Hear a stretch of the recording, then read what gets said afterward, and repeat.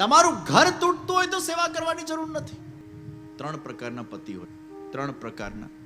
પહેલી કેટેગરી પતિની, એ કેટેગરી ઉત્તમ પ્રકાર, એ સેવા કરે ને તમે સેવા કરો. એ સવારે ધોતી બંડી પહેરીને ભગવાનની સેવામાં લાગી જાય ને તમે લાગી જાઓ, અને પતિ પત્ની બંને ભેગા થઈને ઠાકોરજીની સેવા કરે. આવા પતિ મળે તો તમે ભાગ્યશાળી. અને ઘણી વાર તો એવું બનતું હોય પત્નીમાં બહુ ભાવ ના હોય, પતિમાં હોય. આ બંને એકબીજાને સહકાર આપે છે. આવા પતિ મળે તો ઉત્તમ. બીજા નંબરના પતિ કેવા હોય? એ કરે નહીં પણ કરવા દે. એ કે તારે મને નહીં કહેવાનું, તારે જે મનોરથ કરવા હોય કર, જેટલી સેવા કરવી હોય કર, જેટલા પૈસા તારે ભગવાનમાં સત્સંગમાં વાપરવા હોય વાપર, જેટલું તારે કરવું હોય કર, મારું સમર્થન છે, પણ મને નહીં કહેવાનું. એવાય હારા, નડતા તો નથી. ઘણા લોકો પછી એવું કહેતા હોય કે અમારામાં તો ખૂબ ભાવ છે, અમારા એમાં જગાડો. હવે જાગશે, જાગવાનું હશે, તમને કરવા દે છે ને તમે કરો ને. એની સેવાનો લુપ્ત ના ઉપાડે. એ પાછું મગજમાં એ જ ચાલે કે આ ક્યારે વળશે, આ ક્યારે વળશે. એ વળશે ત્યારે વળશે, તમે કરો ને. અને ત્રીજા નંબરના પતિ કેવા હોય ખબર છે? એ કરે નહીં ને કરવાય ન દે. રિસ્ટ્રિક્શન.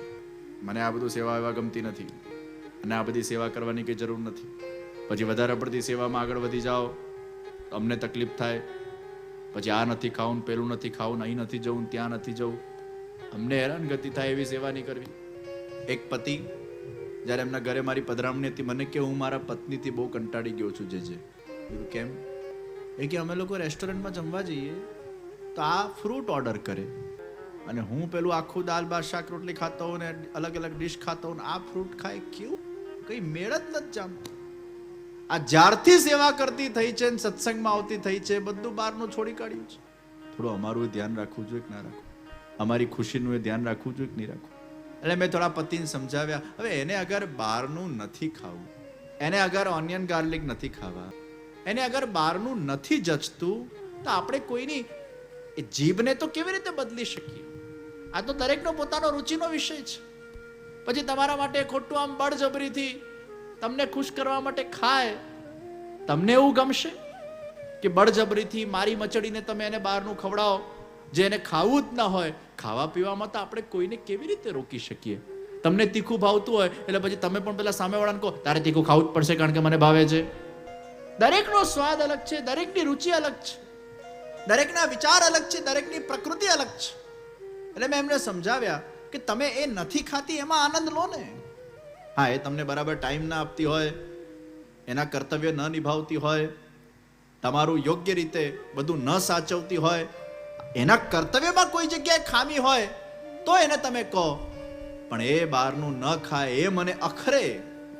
અને એ રીતે પત્નીઓ ઠાકોરજીની સેવાના સાથે સાથે એમને એ રીતે ટાઈમ મેનેજમેન્ટ કરવું જોઈએ કે જેથી કરીને એ પોતાના ઘર પરિવાર સંસારના જે વિષયો છે એને પણ સાચવી શકે, બાળકો પર ધ્યાન આપી શકે, પતિઓ પર ધ્યાન આપી શકે, ઘરના કામમાં ધ્યાન આપી શકે, એના સાથે ઠાકોરજીની સેવા થાય.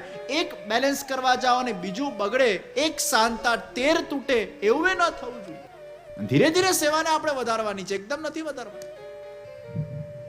મિશ્રી ભોગની સેવા, દૂધગર ભોગની સેવા, નાગરી, અનસકડી, 50 વર્ષ ઉપર થાઓ, છોકરા વોકરા થોડા પરવારી ગયા હોય અને થોડાક તમે પણ સેટલ થઈ ગયા હો, પછી ધીરે ધીરે સખડી ભોગની સેવામાં ને એમ કરતા કરતા તમે આગળ વધો. સેવામાં ધીરે ધીરે આગળ વધો, એકદમ છલાંગ મારવાની જરૂર નથી.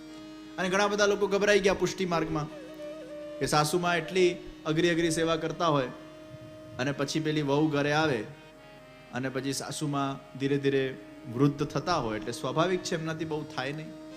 અને પછી પેલી આમ અઘરી સેવા, સાસુમાં તો ડિગ્રીમાં પહોંચી ગયા હોય, વહુ નવી આવી હોય અને પેલી અઘરી સેવા જુએ એટલે આમ એને ગભરામણ થાય, હે આટલું બધું આપણે કરવું પડશે? એટલે પછી પેલી વહુને થાય આ બધું આપણાથી ન થાય, આટલી લાંબી સેવા અને આટલી અઘરી સેવા આપણે ના કરી શકીએ. એટલે પછી સાસુમાં વિચાર કરે કે આ ઠાકોરજી પછી મંદિરે પધરાવી દઈશું, ગ્વાલ મંડળીમાં જશે, અમારે ત્યાં તો કોઈ સેવા કરવા વાળું છે નહીં. ખરા અર્થમાં એ પુષ્ટિ માર્ગની વ્યવસ્થા લોકો સમજ્યા નથી. ઠાકોરજીની સેવા એ સહજ છે, સહજ પ્રીત ગોપાલ કો ભાવે, જરાય અઘરી નથી, બહુ ઈઝી છે. તમે અગર ડિગ્રી કોર્સ સુધી પહોંચ્યા તો આપણા ત્યાં એ પણ વ્યવસ્થા છે કે એ જ સખડી ભોગના ઠાકોરજી જ્યારે ભવિષ્યના અંદર સાસુ પછી વહુના માથે પધારે તો ગુરુ આજ્ઞાથી એ સખડી ભોગના ઠાકોરજીને પાછા વિનંતી કરીને મિશ્રી ભોગમાં ટ્રાન્સફર કરવામાં આવતા હોય છે અને પુનઃ મિશ્રી ભોગથી એ સેવાનો શુભારંભ થાય. પછી એ મિશ્રી ભોગથી પાછું સખડી પર જાય, સખડીથી પાછું મિશ્રી પર આવે, ક્લાસ બદલાતા જાય. સાસુ જે મિશ્રીથી સખડી સુધી પહોંચી તો વહુ પણ એ જ મિશ્રીથી સખડી સુધી પહોંચી. અને અગર એ સેવાને પરંપરાને સાચવી શકતા હો તો વાત જુદી છે, ઉત્તમ વાત છે. ના સાચવી શકો તો કનિષ્ઠ પ્રકાર આપણા ત્યાં છે. પુષ્ટિ માર્ગમાં 3 પ્રકાર છે, ઉત્તમ પ્રકાર, મધ્યમ પ્રકાર અને કનિષ્ઠ પ્રકાર. લોકો ખાલી ઉત્તમ પ્રકારમાં જ ગયા, આવું ના થાય, તેવું ના થાય, આવું ન કરાય, તેવું ન કરાય. કેવલ ઉત્તમ પ્રકારને અનુલક્ષીને જ લોકો આવું ને તેવું કરવા લાગ્યા, કનિષ્ઠમાં ગયા જ નથી. આપણા ત્યાં કનિષ્ઠ પ્રકાર છે. સેવા ન નિભે તો સેવા કૃતિર ગુરોરાજ્ઞા બાદનમ વાર ઈચ્છયા, તમે ચોક્કસ મિશ્રી ભોગમાં એને લાવીશ. મને ઘણીવાર સમજ નથી પડતી કે આપણે પુષ્ટિ માર્ગમાં છોડવા તરફ આટલો બધો ધ્યાન કેમ? આ છોડ, પેલું છોડ, આ નહીં કરતો, તે નહીં કરતો.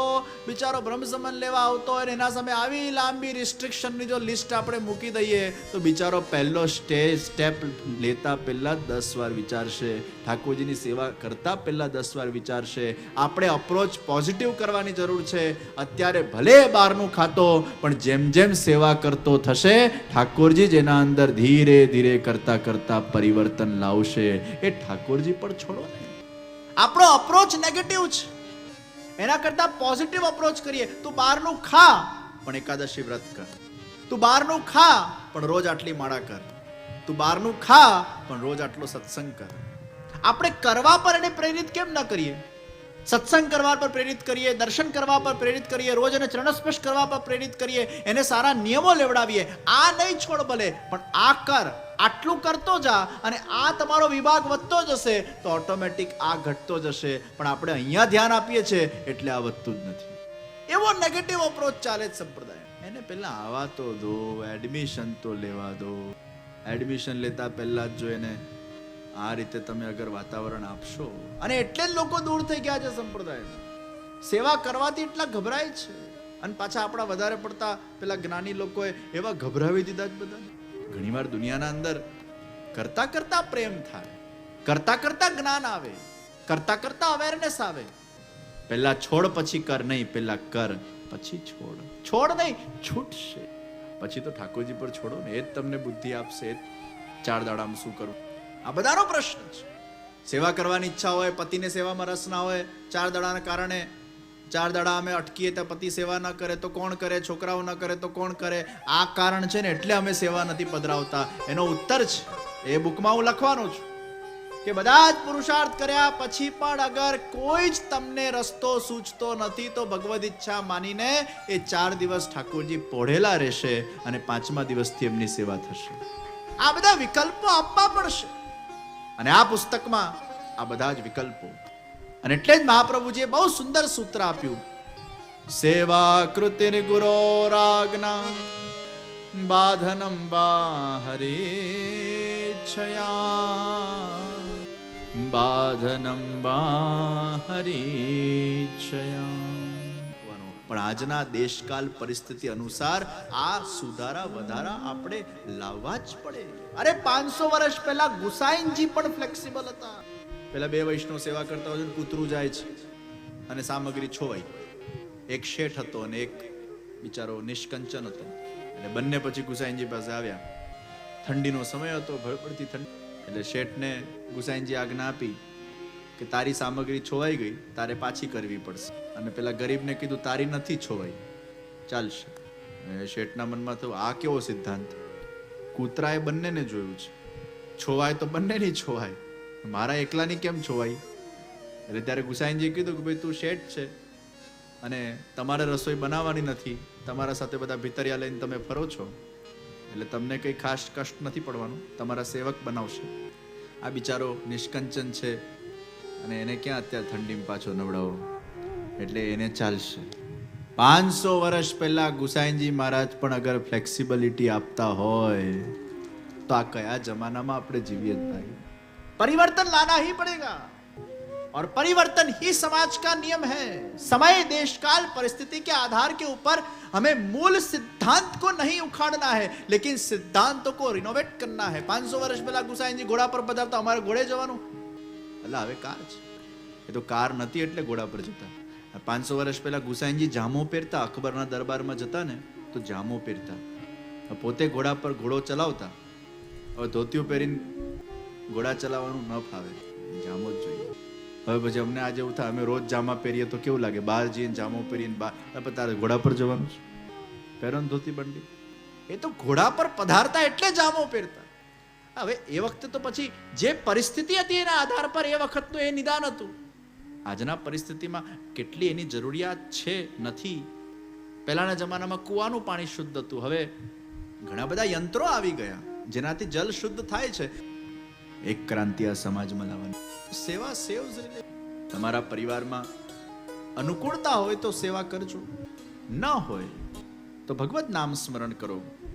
પણ સેવા તમારા પરિવારને તોડે, સેવા તમારા પરિવારથી તમને છૂટા પાડી દે, કોઈનું સંસાર તોડવાનું લક્ષ્ય એ ક્યારે આપણી સેવામાં નથી. ઘણીવાર એવું એ બને કે સેવા પધારે અને વ્યક્તિમાં પરિવર્તન આવે, પરિવારમાં પરિવર્તન આવે. અને પેલા છોકરા સાથે એવું જ થયું. માતા પિતા નાસ્તિક હતા, પણ છોકરાના મનમાં ભગવાનની સેવા કરવાનો ભાવ હતો. અને 10મા ધોરણ બોર્ડની પરીક્ષામાં ઘરે ઠાકોરજી એને પધરાવ્યા. 20 મિનિટ બિચારો સેવા કરતો. દુનિયામાં લોકો એમ કહેતા હોય, અમારો છોકરો જરા ભક્તિ કરે તો સારું, અને આના મા બાપ એવા હતા, એ ભક્તિ કરતો તો એમ કે છે આ ભક્તિ ન કરે તો સારું. એ 20 મિનિટે સિરિયલ જોશે તો વાંધો નહીં, પણ એ 20 મિનિટ સેવા કરે તો વાંધો છે. ધીરે ધીરે એ સેવામાં આગળ વધતો ગયો. અને બન્યું એવું કે એ ઘરમાં સેવા પધારી તો એ આખા પરિવારજનોના મનમાં પરિવર્તન આવી ગયું. અને આજે 10 વર્ષથી એના ઘરે સેવા બિરાજે છે. એના માતા પિતા બંને સેવા કરતા થઈ ગયા, બંનેમાં પરિવર્તન આવી ગયું. એક દૈવી જીવ ઘરમાં આવો પ્રગટી જાય, એ ભલ ભલાને પ્રકાશિત કરે. તો ભગવાન આપણા ત્યાં પધારે, એમાં આપણું કલ્યાણ થાય, મંગલ કલ્યાણ થાય. કોઈ પણ સારો વિચાર આવે એને ઇમ્પ્લિમેન્ટ કરીએ. સમ્યક આપતી સમાપ્તિ. કંઈક પામીને જઈએ, કંઈક લઈને જઈએ. કે ક્યારે આપણા જીવનની પૂર્ણાહુતિ થઈ જાય એ આપણને ખબર નથી.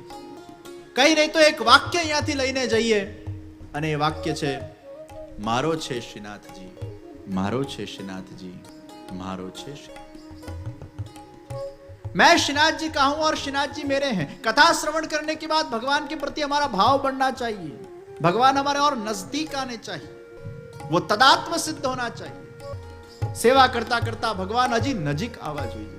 જેટલા ભગવાન નજીક આવશે, આત્મવિશ્વાસ વધશે, સકારાત્મકતા વધશે, મંગલ કલ્યાણ થતું જશે. અને એ ભગવાનને નજીક લાવવા માટે કથા શ્રેષ્ઠ સાધન છે. તો એવા કૃપાપાત્ર જીવોને ભગવાન સંજોગ વશાત સત્સંગ આપે છે. जो होने वाला है वो होकर रहता है. इसलिए आपको अगर सत्संग, सदगुरु, सदग्रंथ की प्राप्ति होती है, भगवान आपको ऐसा ही वातावरण देते हैं.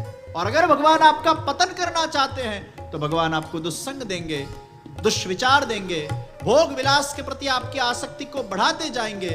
लेकिन उद्धार करना चाहते हैं तो संजोग वशात भगवान आपको सत्संग. एक बार एक बेन ने ठाकुरजी घरे पधरावવાની બહુ ઈચ્છા હતી, પણ આ રીતે ભયમાં બિચારા પધરાવી નતા શકતા. પછી કથાના નંદ મહોત્સવમાં આવ્યા, અને પછી રાત્રે એમને સપનામાં આમ રડતા રડતા ઠાકોરજી દેખાયા. 5મા દિવસે રડતા દેખાયા, 6ઠા દિવસે રડતા દેખાયા, 7મા દિવસે રડતા દેખાયા. પછી મને મળ્યા, મને પૂછે કે આ નંદ મહોત્સવ પછી મને ઠાકોરજી કેમ રડતા દેખાય છે? પછી મેં બેનને પૂછ્યું, તમારા મનમાં ક્યાંક ઠાકોરજીની સેવા કરવાનો ઘણા બધા વર્ષોથી ભાવ છે? મને કે ઘણા વર્ષોથી ભાવ છે. હું રોજ વિચાર કરું છું ક્યારે મારા જીવનમાં અનુકૂળતા થાય, પણ હું ડરું છું. અમારાથી બરાબર થાય નહીં તો, અપરાધ લાગે તો, કંઈ ખોટું થઈ જાય તો. અમે એવું સાંભળ્યું છે કે ભગવાનને અપરાધ પડે તો આપણું ખોટું થાય, આપણને દુઃખ પડે, આપણને ભગવાન હેરાન કરી મૂકે. એમને યોગ્ય સમજણ મળી. અને જે દિવસે એમના ઘરે ઠાકોરજી પુષ્ટ કરીને બિરાજમાન કર્યા, એના બીજા દિવસે એમને ખિલખિલાટ હસતા હસતા ઠાકોરજીના દર્શન થયા. સ્વપ્નમાં ઠાકોરજી ખિલખિલાટ હસતા. આવા ઘણા લોકો મેં જોયા છે. સંજોગ વશાત ભગવાન એમને કંઈક પ્રેરણા કરતા હોય છે અને ભગવાન એમનું નિશ્ચિત ઉદ્ધાર કરતા હોય છે. તો કથાના માધ્યમથી મંગલ કલ્યાણ થાય છે. कुछ नहीं तो एक वाक्य हम लेके जाए, मारो छे श्रीनाथजी, मारो छे श्रीनाथजी, मारो छे. શ્રીનાથજી બાવાની સુંદર લીલાઓ વ્રજમાં ચાલી રહી છે અને ભગવાન શ્રીનાથજીની ઈચ્છાથી શ્રી ગુસાઈજી પ્રવાસ કરતા કરતા મેડતા પધાર્યા. આ મેડતા વસાવેલું દુદાસિંહ રાઠોડે અને દુદાસિંહ રાઠોડના બે સંતાન થઈ, એક રતનસિંહજી અને બીજા વિરમસિંહજી. રતનસિંહજીની દીકરી એનું નામ મીરા અને વિરમસિંહજી ની દીકરી એનું નામ અજબકુંવર. મીરાબાઈ અને અજબકુંવર એ પિતરાઈ બહેનો હતી. ગુસાઈજી મહારાજ સાથે એમની ભેટ થઈ, સત્સંગ થયો અને એ સત્સંગ કર્યા પછી અજબકુંવરબાઈ એટલા પ્રભાવિત થયા. અજબકુંવરબાઈને શ્રી ગુસાઈજીના અંદર સાક્ષાત શ્રીનાથજી બાવાના દર્શન થયા. એ અજબકુંવરબાઈ દૈવી જીવ હતા અને શ્રીનાથજી બાવા પ્રત્યે એમને પહેલાથી ખૂબ લગાવ, ખૂબ આસક્તિ.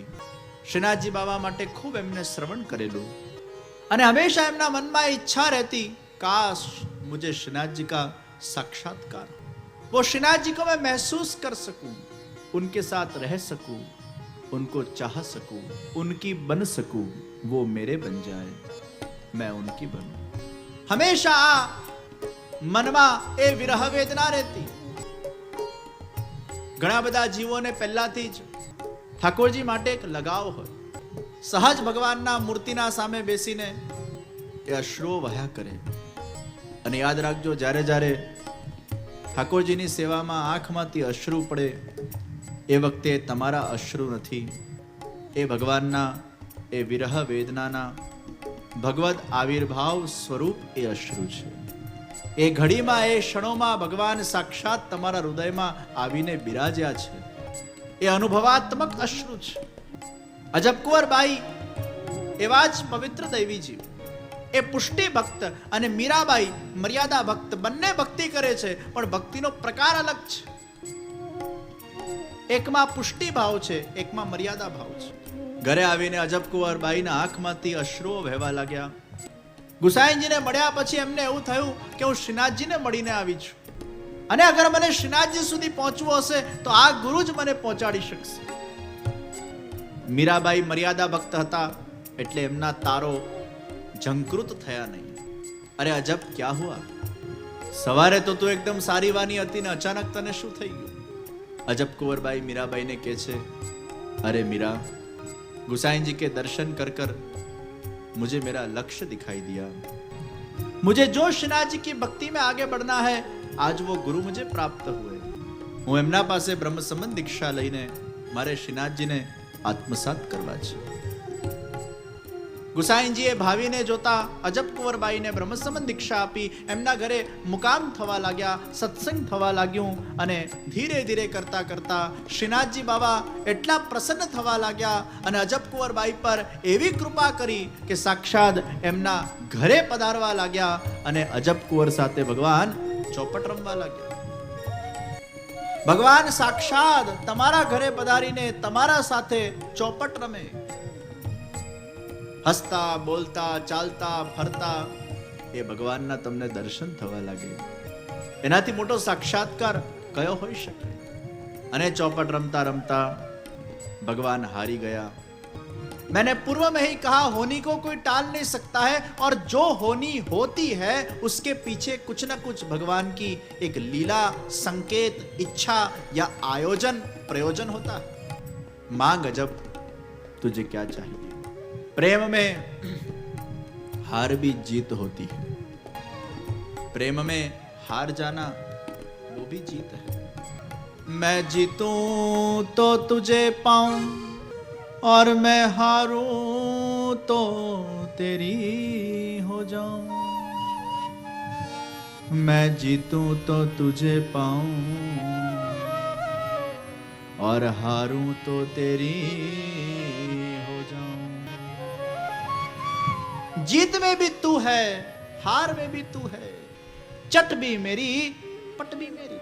અને અજબ કુંવર સાક્ષાત ભગવાનને જ માંગી લે છે, हे प्रभु, हे राज, आप सदा के लिए मेरी यही कोठड़ी के अंदर विराजमान हो जाओ और मैं अहर्निश तेरे दर्शन कर सकूं, बस यही मेरी। अरे अजब कुंवर, तूने व्रज के प्राण मांग लिए, अभी तो मुझे कुछ लीलाएं करनी बाकी है, लेकिन आज मैं तो को वचन देता हूं कि आज से 100 साल के पश्चात मैं तेरी यही कोठड़ी के अंदर आकर सदा के लिए निवास करूंगा, सदा के लिए तुझे और सर्व को दर्शन प्रदान करूंगा। आज मैं तुझे ये कोठड़ी में वचन प्रदान। राज, 100 साल किसने देखी? तू चिंता मत कर अजब कुंवर, तेरी उम्र 135 साल की हो जाएगी तो भी तू मेरे दर्शन कर पाएगी। अजब कुंवर भाई प्रतीक्षाમાં બેઠા છે, કબ પ્રભુ પધારેંગે। અને આ બાજુ શ્રીનાથજી બાબા પોતાની લીલાઓને 100 વર્ષ કાઢવા આમ તો અઘરા હોય છે, પચા બહુ ફાસ્ટ નીકળી જાય, પછી કાઢવા અઘરા છે। પચા તો ક્યાં જાય, પચા પછી હજી આઈનામાં મોડું જોઈએ તો એવું જ લાગે હજી તો મેં યુવાન હું, અભી તો મેં જવાન હું। અને જવાન રહેવું એ જોઈએ મનથી, શરીર વૃદ્ધ થયા કરે। 50 ને 60 ને પછી 65 ને જેમ જેમ વ્યક્તિ વૃદ્ધ પડતો જાય તેમ તેમ પછી એકલો પડતો જાય, સૌ સૌમાં વ્યસ્ત, સૌ સૌમાં પરોવાયેલા। તમે ક્યાં પરોવાયેલા? એ 60-65 પછી જો એ ભગવાનમાં ન પરોવાય, ભગવત કાર્યમાં ન પરોવાય તો પછી હતાશ થઈ જાય। અરે લીંબોડી પણ ખરતા પહેલા મીઠી થઈ જાય ભાઈ, વ્યક્તિએ પણ ખરતા પહેલા એ કડવાશ લઈને ક્યાં મરશું? मृत्यु भी एक उत्सव है, और मृत्यु उत्सव तभी बनता है जब व्यक्ति पूर्ण रूप से मृत्यु के समय पहले निष्काम हो जाए। अब केवल मुझे स्वाध्याय करना है, सत्संग करना है, भगवत कार्य करने, अब मुझे कुछ इच्छाओं ने धीरे धीरे व्यक्तिए समाप्त करवी पड़शे तो जीवननी समाप्ति सुखरूप थशे। इच्छाओं जो समाप्त नहीं थाय, छेक सुधी इच्छाओ इच्छाओ इच्छाओનું પોટલું બાંધીને જશો તો પાછું આવવું પડશે।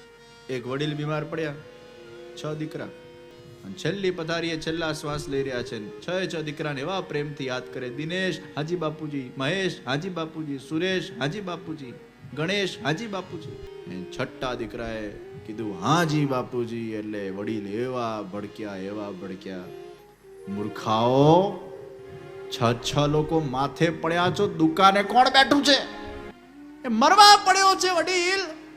છોકરાઓનું થયું તો આ કેવા યાદ કરે છેલ્લા સમય, એ યાદ એટલે કરતા હતા કે એને દુકાનની ચિંતા હતી, કોઈ બેઠું છે કે નહીં, હું ભલે મરતો, દુકાન નહીં મરવી જોઈએ। તો આ સમાપ્તિને શુભ કઈ રીતે બનાવીશું? છેલ્લા સમય વ્યક્તિ બધેથી નિવૃત્ત બને। નિવૃત્તિ એટલે પ્રવૃત્તિ છોડવાની નથી, પણ મનની ઈચ્છાઓમાંથી નિવૃત્ત। અને ઈચ્છાઓ પ્રગટ થાય તો ડિટેચમેન્ટ વાળી ઈચ્છા પ્રગટ થાય, પ્રલોભન વાળી નહીં, કામ વાળી નહીં, ડિટેચમેન્ટ વાળી, શરણાગતિની ઈચ્છાઓ, તો જ વ્યક્તિને વિશ્રામ મળી શકે। નિવૃત્તિના સમયે વિશ્રામ એટલે કઈ ન કરવું નથી, પણ કઈ કરતા કરતા વિશ્રામ, ભગવાનને શરણાગત થઈને વિશ્રામ અવસ્થામાં અને પ્રભુના નિમિત્ત। તો 100 વર્ષ હું તો શાસ્ત્રીજીઓ બધા સંકલ્પમાં ઘણીવાર આપણે પેલું યજ્ઞ કર્માદિ કરીએ ને તો બોલાવતા હોય દીર્ઘાયુ, એટલે હું તો ફેરવાવી દઉં, મેં દીર્ઘાયુ નહીં, દિવ્ય આયુ। કોણે લાંબુ જીવું જ ભાઈ? દીર્ઘાયુ નહીં, દિવ્ય આયુ। તું જેટલું આયુ આપ, દિવ્ય આયુ આપ, તો હું કેવડાવું બધાને? દીર્ઘાયુ નહીં, દિવ્ય આયુ। પ્રભુ જેટલું કાર્ય આપણા પાસે કરાવવા માંગે એ કાર્યને આપણે નિમિત્ત બનીને કરીએ, એવું દિવ્ય આયુ ભગવાન, દીર્ઘાયુની જરૂર નથી, દિવ્ય આયુ। તો 100 વર્ષ બોલ। અજબ કુંવરબાઈ પ્રતીક્ષા કરીને બેઠા, આ બાજુ ભગવાન પોતાની લીલાઓને સંકેલવા લાગ્યા। મહાવત સાતમનો દિવસ આવ્યો, શ્રી ગુસાઈજીને આજ્ઞા કરી, अब आप भूतल त्याग करके नित्य लीला में पधारो।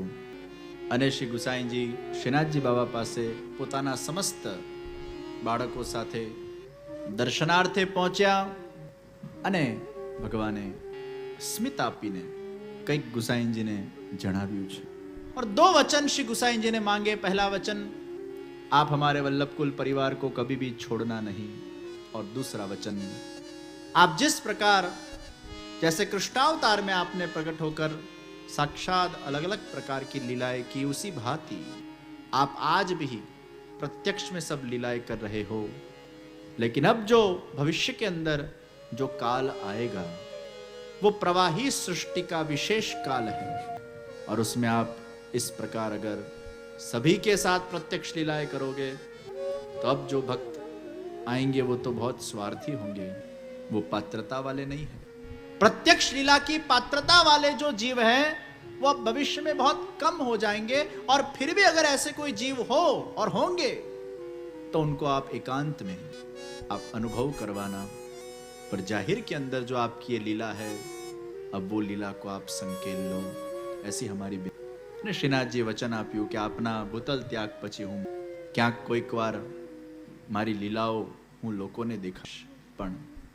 અને શ્રી ગુસાઈજી એ પધારી રહ્યા છે ગિરિરાજ બાવાના મુખારવિંદ તરફ। શ્રીનાથજી બાવાને સાષ્ટાંગ દંડવત પ્રણામ કરીને ગિરધરજીને પોતાના હાથમાં સાથે રાખીને ગોવિંદ સ્વામીને સાથે રાખી બધા જ અષ્ટ સખાઓ ભગવદ લીલામાં પહોંચી ગયા। ચિત્ત સ્વામી, ચતુર્બુદ્દાસ અને ગોવિંદ સ્વામી આ ત્રણ ભૂતલ પર છે। અને કેસરી વસ્ત્ર પરિધાન કરીને શ્રી ગુસાઈજી ગિરિરાજ બાવાના મુખારવિંદ પર પધાર્યા। चारे बाजू लोगों ने खबर पड़ी गई कि आज गुसाइन जी के अंतिम दर्शन होने वाले हैं। અને હજારોની તાદાદમાં વૈષ્ણવોએ ગુસાઈનજીના અંતિમ દર્શન માટે એકત્રિત થયા છે। જ્યાં શ્રી ગુસાઈનજી ગિરિરાજજીના મુખારવિંદ પર પહોંચ્યા, સર્વ વૈષ્ણવોને અમી દ્રષ્ટિ પ્રદાન કરી છે, આશીર્વાદ પ્રદાન કર્યા અને ગિરિરાજજીને સાષ્ટાંગ દંડવત પ્રણામ કર્યા।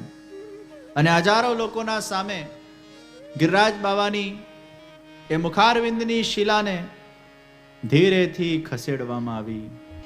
અને જ્યાં શિલા ખસેડવામાં આવી ત્યાં નિત્ય લીલાનો માર્ગ પ્રગટ થયો। શ્રી ગુસાઈજી ગિરધરજી અને ગોવિંદ સ્વામીને સાથે લઈને એ નિત્ય લીલાના માર્ગના અંદર ધીરે ધીરે પ્રવેશ કરવા લાગ્યા। और आगे बढ़े और आगे बढ़े और आगे बढ़े।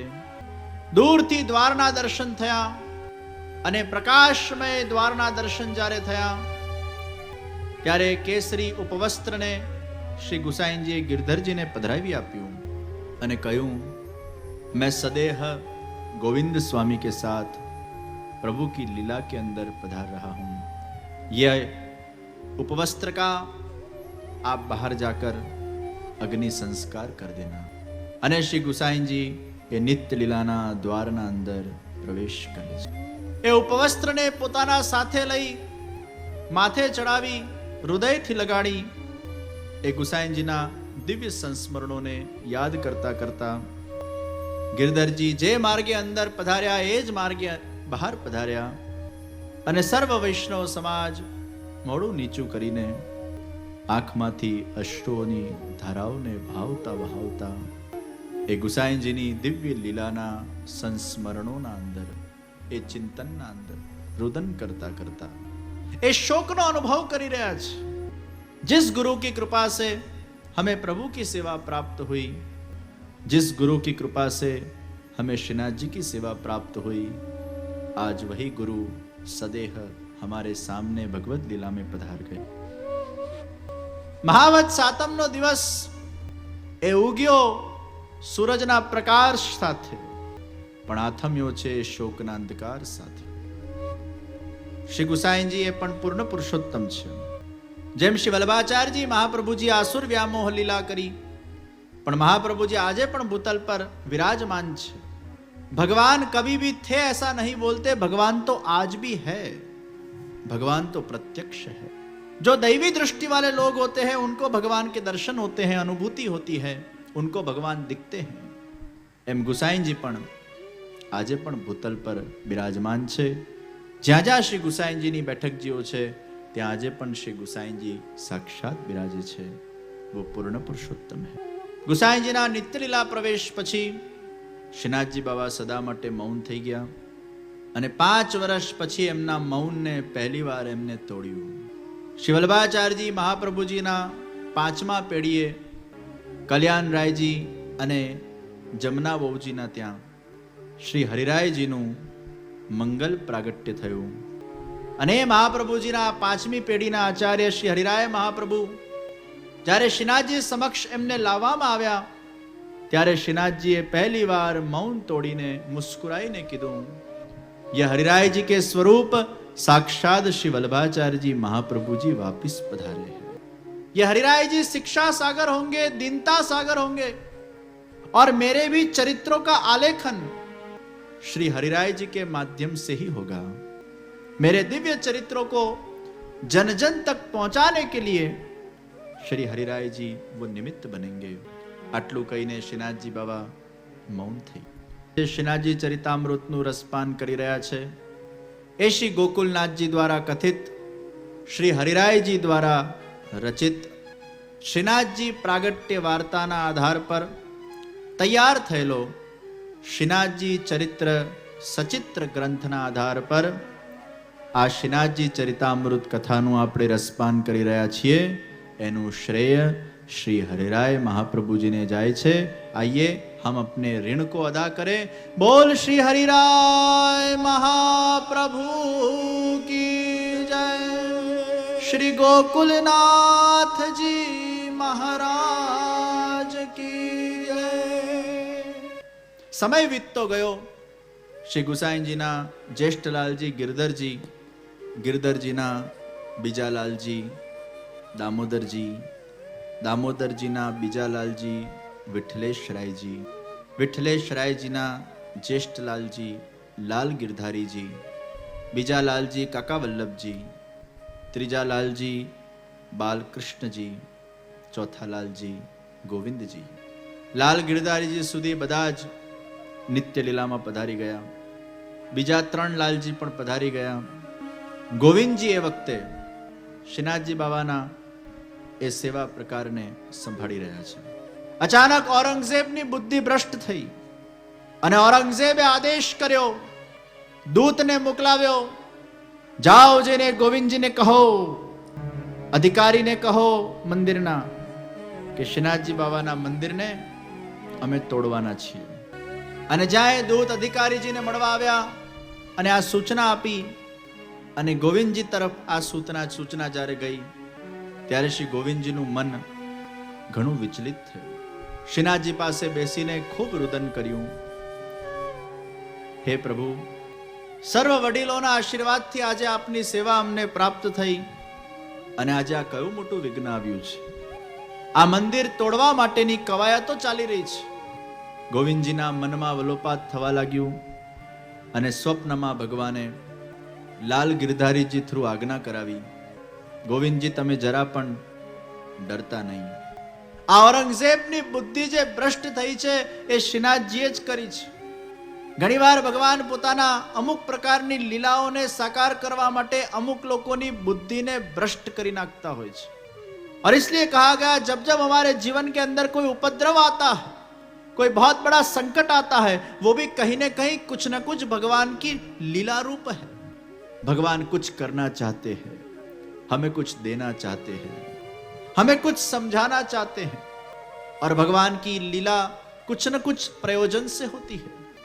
આજ્ઞા કરવામાં આવી, તમે ચિંતા નહીં કરતા, આ ઉપદ્રવ કરાવનાર પણ શ્રીનાથજી છે અને આ ઉપદ્રવમાંથી તમને પાર પાડનાર પણ એ શ્રીનાથજી બાબા જ છે. अजब कुंवरबाई के वचन को सिद्ध करने के लिए भगवान व्रज को छोड़ना चाहते हैं और व्रज को छोड़ने के लिए कोई तो निमित्त कारण चाहिए. औरंगजेब तो खाली व्रज को छोड़ने के लिए भगवान का एक मोहरा है, एक निमित्त कारण है. શ્રીનાથજીના મંદિરનો વાળ પણ વાંકો નહીં થાય. શરદ પૂર્ણિમાના દિવસે શ્રીનાથજી બાબા રથમાં વિરાજમાન થઈને મેવાડની ધરતી પર પધારશે અને આ યાત્રા બહુ લાંબી હશે. અનેક પ્રકારના વિઘ્નો આવશે. ઔરંગઝેબની સેના પણ એ યાત્રાનો પીછો કરશે. પણ હે ગોવિંદજી, તમે જરા પણ ગભરાતા નહીં. શ્રીનાથજી બાબા જ આ રથને ચલાવશે. એમની ઈચ્છાથી જ રથ ચાલશે, એમની ઈચ્છાથી રથ રોકાશે અને જ્યાં શ્રીનાથજી બાબાનો અંતિમ પડાવ હશે, મુકામ હશે, ત્યાં શ્રીનાથજીના રથનો પૈડો એ જમીનના અંદર ઘસી પડશે. તમે ગુપ્ત રીતે બધી તૈયારીઓ કરો, તમે જરાય ચિંતા નહીં કરતા, તમને કઈ જ તકલીફ નહીં. બીજા દિવસે સવારે ગોવિંદજી ઉઠ્યા અને મન પ્રસન્ન થઈ ગયું. જીવનના દરેક ઉપદ્રવો એ ભગવાનના લીલા સ્વરૂપ છે. આ વિચાર માત્ર વ્યક્તિને શાંતિ પ્રદાન કરે છે. અને એ ઉપદ્રવોમાંથી ઠાકોરજી એની જ કૃપાથી આપણને શક્તિ આપીને, સામર્થ્ય આપીને કઈ ને કઈ યોગ્ય રસ્તો કાઢશે. એ વિશ્વાસ હૃદયમાં રાખીને પ્રભુનું નિસ્વાર્થ સેવન કરો.